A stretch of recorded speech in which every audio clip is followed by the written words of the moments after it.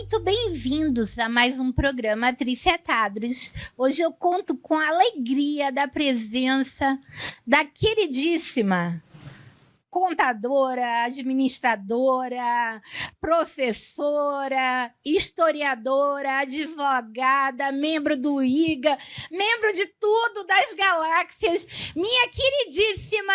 E para vocês aí que pediram, todas as filhas de Maria Auxiliadora, a professora Acácia Branca. Seja muito bem-vinda, professora Acácia. Obrigada, Trícia. Satisfação de estar aqui, uma honra, né, ser chamada de professora desta pessoa que tem essa trajetória tão linda, que está aí estrelando na televisão como uma grande apresentadora. Então é uma honra estar aqui consigo.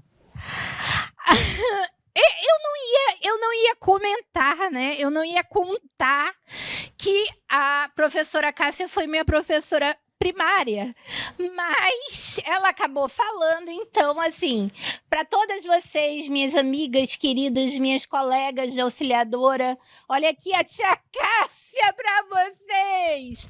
Bom, a tia Cássia, ela como todo ano as freiras convidavam a melhor aluna da escola, né?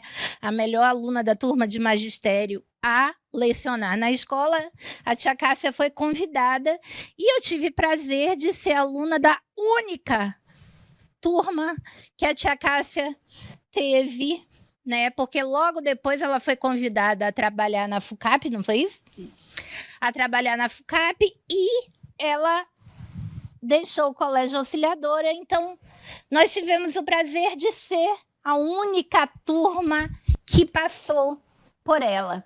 Mas, lembrando do nosso último livro, né?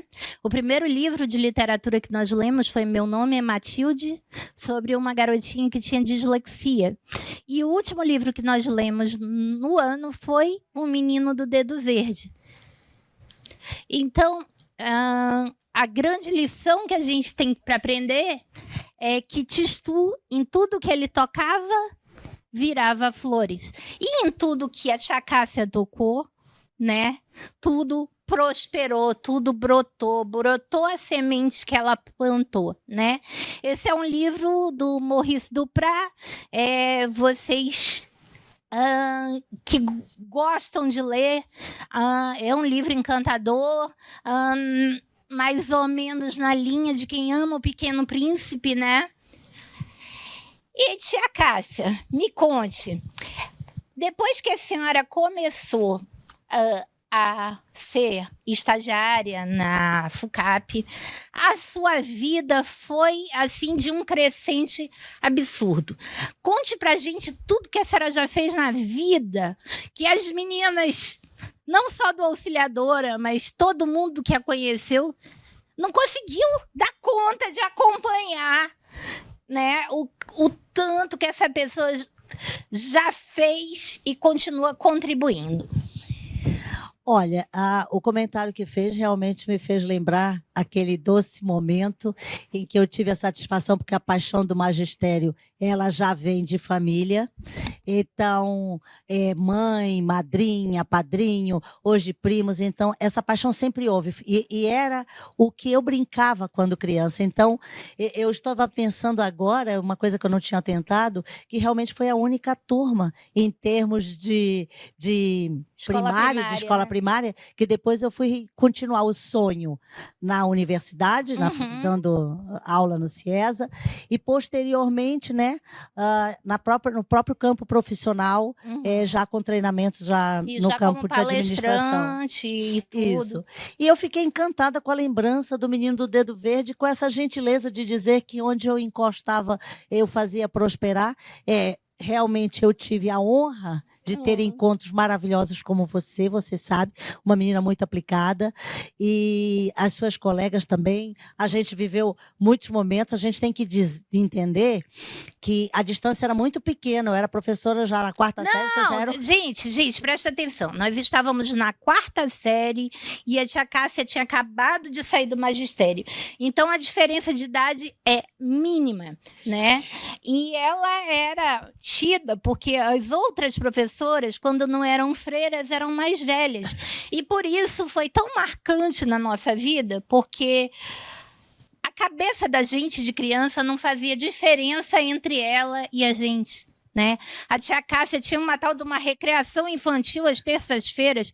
Tia Cássia tinha que jogar bola com a gente, fazer isso, pular elástico, enfim.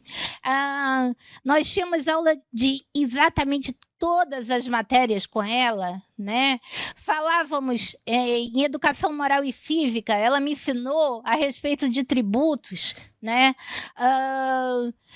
Quer dizer, já uma base para o que eu iria estudar no futuro. Língua portuguesa, a tia Cássia me ensinou, fez uma base maravilhosa para eu não ter nenhuma dificuldade com a Rita Aical, que todo mundo morria de medo da Ritinha, mas eu já estava treinada por a Cássia Branca. Oh, meu Deus. Ela me contou que Papai Noel não existia no último dia de aula. Aí foi má, né? Não. Último dia de aula, redação. Como deixei de acreditar em Papai Noel? Hã? Como assim? Tinha menina chorando, tinha menina chamando a outra de boba, mas enfim, saiu, né? Foram os 2 últimos trabalhos, uma bota de Natal para pintar. Que memória, hein? Que memória coisa aqui é... espetacular. E a redação sobre o Papai Noel. Olha, então... E ela se livrou dessa turma, que ela já estava... A turma amarrada no carro dela, amarrava a placa. O último dia de aula, todo mundo enroscado na cintura dela. A Adriana, nossa querida amiga que mora atualmente na Alemanha. Amanda, Ieda, Valéria Albano, enfim... Cristiane Marie e todas as meninas da turma que amavam a tia Cássia, né? Naquele último dia de aula, que foi um último dia de aula inesquecível. Algumas ainda estudaram particular por um tempo, né? Foi verdade. Na verdade, porque aí, já então respondendo a pergunta, e deixando para trás aquela ameaça de suspensão que a turma quase teve quando foi fazer cheio de coração lá no meu carro, não é? Pois é, né? E assim, gente, agora eu vou contar uma coisa para vocês que já prescreveu, mas houve um tribunal ali, né? Houve um júri. A senhora está sabendo disso? Não. Não. Então entrou a irmã diretora na sala e veio lá e formou ali um júri, né? E mandou cada uma se levantar para dizer se tinha procedido bem ou mal naquele evento. E aí houve um júri, um julgamento, né? E ficaram todas chocadíssimas, né? Nós passamos alguns dias escrevendo, né? Como devemos nos comportar. Se você está achando que escola hoje é difícil, você não sabe o que era uma escola de freira com as regras... Opa, já ia dizer o nome da irmã diretora, mas... Sim. O auxiliador era um negócio punk mesmo. Hoje, se você for falar, né, nas sanções que a gente tinha no ambiente escolar naquela época, né, as pessoas vão dizer que é crime, que é contra a criança, enfim, mas... né? Mas então, respondendo, depois disso, na verdade, eu vou dar aula e já faço o tradicional vestibular, né, que era disputadíssimo, e nisso eu fiz para administração primeiro, porque o teste vocacional deu para isso. Isso. Eu acho... Não, e assim, tradicionalmente, todo mundo que era filho de empresário tinha que fazer administração, né? Era o primeiro curso de qualquer filho de empresário, porque todos os pais... principalmente os imigrantes, o primeiro grande investimento que eles faziam, quando eles chegavam aqui, o primeiro dinheiro que eles ganhavam, eles investiam na educação dos filhos, né? Todos os imigrantes chegaram aqui com pouquíssimo, quase nada, né? Alguns chegaram com nada e todos prosperaram à custa de muito trabalho e economia. E o primeiro grande luxo de todo imigrante sempre foi investir na educação dos filhos, e todos eles, a acompanhavam os pais desde cedo no seu negócio e aprendiam que era obrigação dele se preparar para continuar o negócio da família, né? E a tia Cássia, ela foi estudar administração porque era praticamente uma regra, né? Nas famílias empreendedoras de Manaus. Mas, na verdade, essa escolha se deu depois de um teste vocacional, porque eu tinha o hábito de pequena, eu brincava de professora, não era de ir para a cozinha fazer casinha, não. Tinha carro. Eu tinha carro, que era uma cadeira de embalo, e dava aula para as minhas bonequinhas com os postais que vinham de Portugal. Mas as suas bonequinhas não riscaram com corações o seu carro, não? Não, as minhas bonequinhas depois vivas eram mais bonitas que minhas bonecas. E aí o que aconteceu? No teste vocacional, deu administração em primeiro. Eu achava que eu ia seguir para jornalismo, porque eu gostava de ler a revista Manchete, que a Dona Branca tinha o hábito de preservar. Isso era o máximo que se tinha, né? Exemplares da revista Manchete. E aí o que a gente via? Viagem pelo mundo e escrever. Eu digo, pronto, é o que eu quero, viajar. Escrever, estava feito. Só que no teste vocacional deu administração, a família com histórico de administração, e aí eu fui fazer.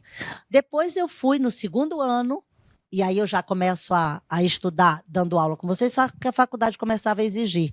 E aí foi quando, no segundo ano, eu deixo o colégio, e algumas alunas quiseram permanecer comigo, também o vínculo estava difícil de quebrar, fiquei dando aula. Teve que ir devagar, né? Isso.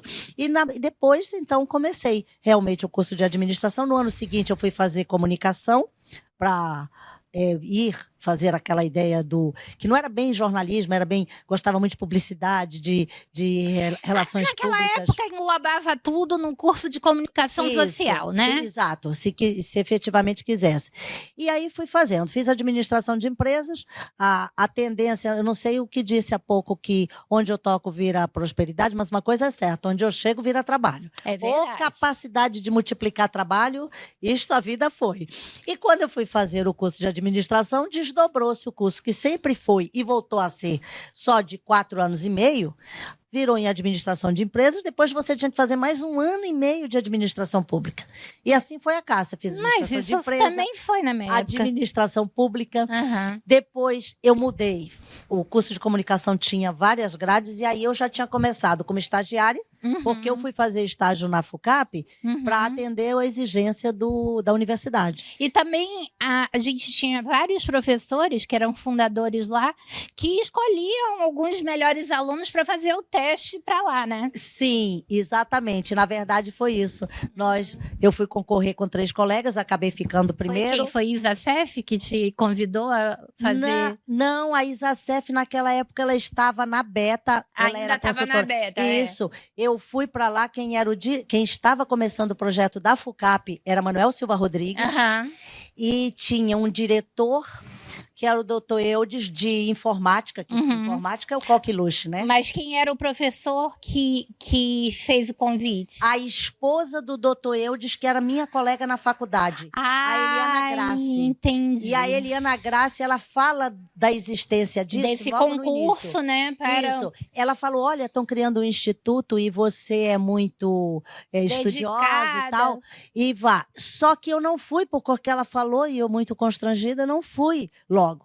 Já estávamos nos formando, ela disse, olha, já que você recusou, eu vou chamar a Clara e o Francisco para irem junto. E a Elaine. E aí fomos nós. E nesse momento, os outros já tinham estágio, eu acabei sendo selecionada. Quem me entrevistou à época foi Manuel Silva Rodrigues e Aloysio Barbosa. Que depois, a partir daí, eu começo como estagiária. E aí eu fui ser assistente administrativo, chefe de seção, de divisão. Olha só, não vai caber nesse bloco. A gente vai pedir 1 minuto de comercial, que a tia Cássia, a professora Cássia, vai contar toda essa trajetória dela e por que ela tem tanta importância na Zona Franca de Manaus, na Zona Franca Industrial de Manaus. A gente volta já.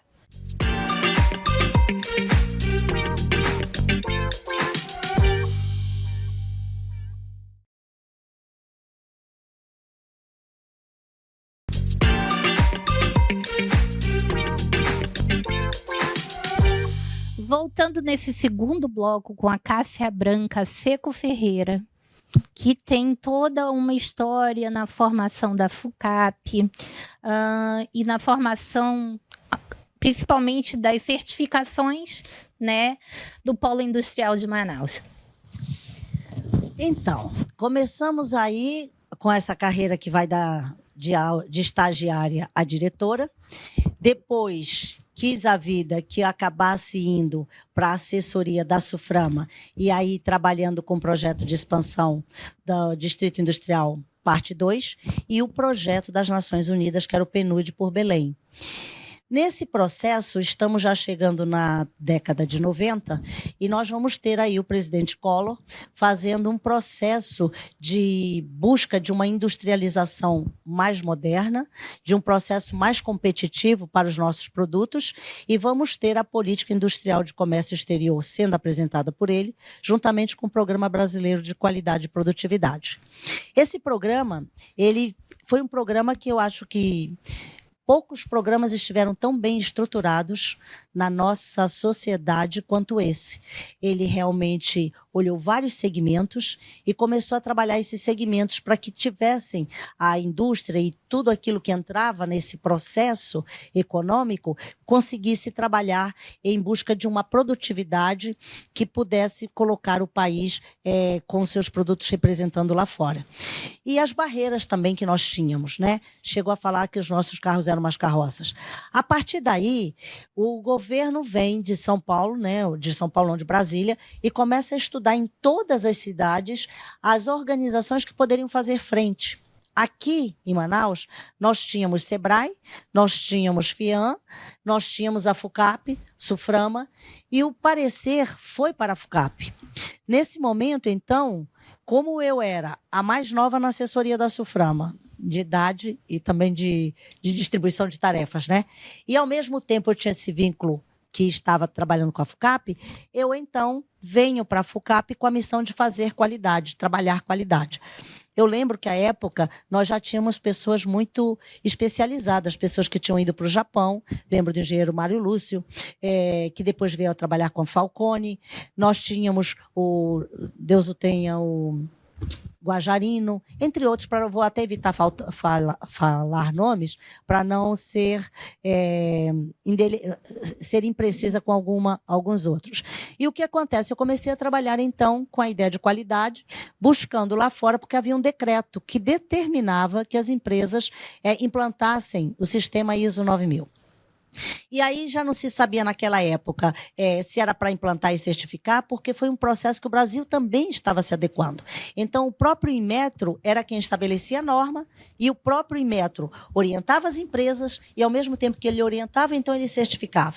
Então, houve toda uma evolução em que o Inmetro passou a ser um organismo de certificação, criaram os organismos e as entidades queriam trabalhar e certificar as empresas, e nisso a FUCAP teve esse processo. Eu tive o privilégio, porque lá, enquanto administração, ainda diretora, eu já trabalhava com o modelo a linha de desburocratização em nível nacional, então eu já tinha uma atuação junto ao Instituto Nacional de Desenvolvimento de Excelência. E, a partir daí, aquela história de desburocratização, ela vinha concorrer para a qualidade. E nós começamos, então, a trabalhar com a ideia da qualidade e com a missão do que a FUCAP foi, nos seus momentos áureos, no que representou muito para o desenvolvimento da nossa cidade, posso dizer até do nosso estado. E nós tínhamos, assim, a ideia da inovação. Então, tudo que era novo tinha que se buscar. E foi assim que nós trouxemos a Universidade Federal do Rio Grande do Sul, foi o primeiro curso de especialização em gestão da qualidade e produtividade. Vieram os laboratórios da USP, que fizeram convênio. Nós tínhamos, então, toda uma preocupação de desenvolver, inclusive, uma metodologia, porque ainda hoje, né, no mundo inteiro, qualidade só é obrigatória dentro do Polo Industrial de Manaus e para o setor de informática. Então, é o único lugar que se faz por lei. E nós tivemos, então, todo esse trabalho junto ao Polo Industrial. Fui buscar que era muito poucas pessoas qualificadas, através da relação que eu tinha fosse profissional e até mesmo de amizade, eu consegui chegar a quem tinha acabado de implantar na Alcoa, a certificação, e nós trouxemos, o nome dele era Silvio Santos, ele ainda está aqui, não é, né? Silvio Santos, um consultor renomado, ele, juntamente com os demais técnicos da FUCAP, nós montamos um processo de implantação, e que permitia as empresas participarem nessa certificação posteriormente. Depois disso, a FUCAP, então, há um momento em que a gente vai se desvincular da FUCAP, porque são as coisas do destino. Nós estávamos, nesse momento, já trabalhando a um processo que a FUCAP tem uma mudança de diretoria, efetivamente. Quantas décadas a senhora ficou lá? Eu fiquei 13 anos nessa história. Foram 13 anos de vínculo com a FUCAP. E a Suframa? E na Suframa, nesse próprio período, eu acho que nós ficamos 3 anos nisso, que foi intermediário nisso, né? E um período desculpa, mas um período bem difícil, né? Porque um período onde o Brasil começa a entrar numa linha de competitividade internacional, que até então não havia nenhum tipo de certificação, e o nosso polo industrial ele teve que correr uma maratona, né, assim, para chegar ao ponto de se equiparar com a produção internacional, né? E o que aconteceu? Aquele momento, as pessoas tiveram o seu dinheiro confiscado, e o que foi muito traumático, eu me lembro bem, fazendo aquele processo que tinha que fazer acontecer, chegar nas indústrias. Então, veja, a indústria ela fazia de tudo. De repente, a Motor Honda fazia do guidão até o pneu, tudo que estava ali. Ela era responsável. Então, nós tínhamos esse processo era um modelo fordiano ainda, né? E verticalização. De repente, ela começou a ter que trabalhar em clusters, ou seja, cada empresa seria especializada em fazer alguma coisa para poder começar um novo modelo.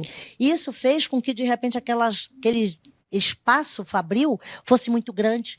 As indústrias tinham agora uma outra forma de repensar, tinha um custo diferenciado, tinha um choque da realidade, né? Você, de repente, perdia a blindagem que tinha no mercado local e nacional para concorrer internacionalmente, mundialmente. Mas o processo de certificação, ele demorou muito mais do que esse governo Collor, né? A gente tem aí vários outros governos ainda pelos quais a gente passou, Collor, Itamar, Fernando Henrique, ainda o nosso polo nesse processo de certificação, e a Cássia, doutora Cássia, à frente, né, desse programa de qualificação e certificação do nosso polo industrial, certo? Eu tive para mim, um privilégio muito grande, né? São coisas assim, porque dizem algumas pessoas que eu sou exigente, então assim... Eu testemunho a respeito. Eu me lembro que eu já fazia direito e o Silvio Santos entrou na minha sala. Gente, não é o Silvio Santos comunicador, é um professor. É um consultor renomado que muitas empresas do distrito ainda devem estar usufruindo do serviço e usufruíram. E eu me lembro que o Silvio, quando viu isso e ele estava com um projeto pessoal, ele disse: você pode fazer qualquer coisa na sua vida, mas nunca deixe de trabalhar com qualidade. Olha. E eu tive grandes privilégios. Eu consegui organizar um evento para trazer o Masaki Mai, que foi consolidador da filosofia Kaizen. Então, gente, o Kaizen, né, foi uma inovação na indústria. Quem puder consultar, quem não se recorda, né? Uma transformação. Sim. Né? Aliás, nós tivemos várias transformações nesse período, né? Sim, e como eu disse, foi todo um processo, veja, porque quando você trabalha com qualidade, você fala hoje, que eu já falava há uns 10, 15 anos, 20 anos atrás, de Seis Sigma, é um percentual muito mínimo. Você trabalha sempre perseguindo, Trícia, o melhor que você pode com menos que você tem. Essa senhora aqui, eu sou testemunha, ela dizia que se 98% fosse uma taxa boa de aceitação, as réguas não sairiam com 1 metro, elas sairiam com 98 centímetros. Então, não é aceitável 98% de qualidade, só é aceitável 100%. Certo, doutora? Eu lembro que quando a gente desenvolveu a metodologia, a gente estratificou em 3, né? Que era a cúpula que a gente recebia da indústria, porque se você não sensibiliza a cabeça, não tem como o corpo ir andando. Sim. Aí nós tínhamos o gerente e o pessoal de base. E quando a gente buscava a sensibilização, que era um encontro de 6 horas com os altos executivos, muitos vindo de fora, sim, e a gente fazia aquela questão. Eu, inclusive, me beneficiei muito desses encontros, desses professores que vieram de fora, grandes nomes, autores de livros, né? Sim. Que na época... e eu tive a felicidade de participar de muitos desses encontros, né? Naquela época não havia um ambiente virtual, era o presencial, então para um Pacô, para um Isnar, para um, sei lá, vir para cá, era um evento. Sim, muito.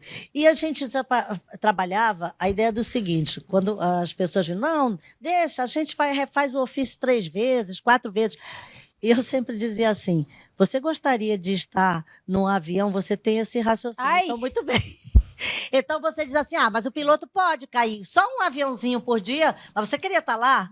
Outra coisa, você pega o médico, aí diz, bom, o médico tem 10 pacientes ali para atender. Diz, bom, mas se eu errar a perna daquele, não tem problema, atende 9, certo? Né? Mas você não quer ter aquela perna cortada. Vocês estão vendo o nível, né? Aí, por conta disso, o exemplo da régua. Isso. Mas, na verdade, assim, agora veja o que era a mudança de uma cultura. Quando nós vamos para uma escola e a nossa grade, à época, então você trabalhava com gente de chão de fábrica e tudo, em que com 5 você passa, com 6 você passa. Então, como é que você vai dizer para a pessoa que está ali na linha de produção que ela tem que colocar aquele equipamento daquela forma correta e tem que dar 100%? Quando 5% era aceitável. Então, a gente tem esse choque na cultura brasileira e que você vai trabalhar. Há um grande progresso, porque nesse processo de década, quando ele veio com isso, ele veio com uma proposta de premiação. Esse prêmio, esse modelo feito no Brasil, que nós estamos aqui, continuamos fomentando através de uma Academia Brasileira da Qualidade, de uma Fundação Nacional da Qualidade, que é um processo de premiação, ele buscava exatamente os outros setores. E nós tivemos a expansão para o setor público, nós tivemos a expansão para o judiciário. Ainda hoje o judiciário tem mostras, né, de qualidade. O Amazonas permaneceu com uma bandeira muito bonita através do programa da FIAM, programa Qualidade Amazonas, que anualmente ainda continua selecionando os melhores. Então essa cultura permanece aí, hoje, em vários segmentos. Falando nisso, eu vou desviar um pouco esse assunto, mas é um assunto necessário de se falar. A gente vê hoje, antigamente nós tínhamos uma imprensa, né, que era de pessoas formadas na área da comunicação e com informações verificadas, né? Hoje qualquer um pode pegar um microfone e ir numa rede social e falar mal da Zona Franca. Eu já cansei de brigar em rede social, assim, com argumentos, não briga, né? Sim. A respeito da nossa Zona Franca, né? E eu queria que a senhora resumisse em 1 minuto por que a Zona Franca é tão importante. O modelo Zona Franca de Manaus, ele foi pensado por um processo de integração, ou seja, nós tínhamos essa parte que os portugueses habilmente souberam puxar, né, para si, falando aí da colonização, porque antes tinha começado também com os espanhóis. E nós tínhamos, nesse momento, além do processo de integração, um processo de preservação hoje dessa floresta. E o modelo Zona Franca de Manaus foi pensado para ser uma indústria sem chaminé. Uma indústria que trabalharia com produtos que pesariam muito, né, muito pouco, para que pudessem ser levados para outro lado. E o que eu entendo hoje? Pela reserva de água que nós temos, pela quantidade de minérios que nós temos aqui. Nós temos os rios, né, voadores que se sabe. Então, é impossível não pensar nessa preservação para nós. Exatamente. Não existiria preservação sem a Zona Franca de Manaus. E para quem defende que a Zona Franca de Manaus é um atraso para o Brasil, por favor, estude e se informe, porque a Zona Franca de Manaus, a cada dólar que o Amazonas recebe, os grandes centros recebem 2, 3 ou 4 vezes mais. Agradeço a audiência, agradeço a doutora Cássia e já gostaria de convidá-la para falar mais sobre Zona Franca num outro momento. Muito obrigada, foi uma satisfação enorme. Fiquem com Deus.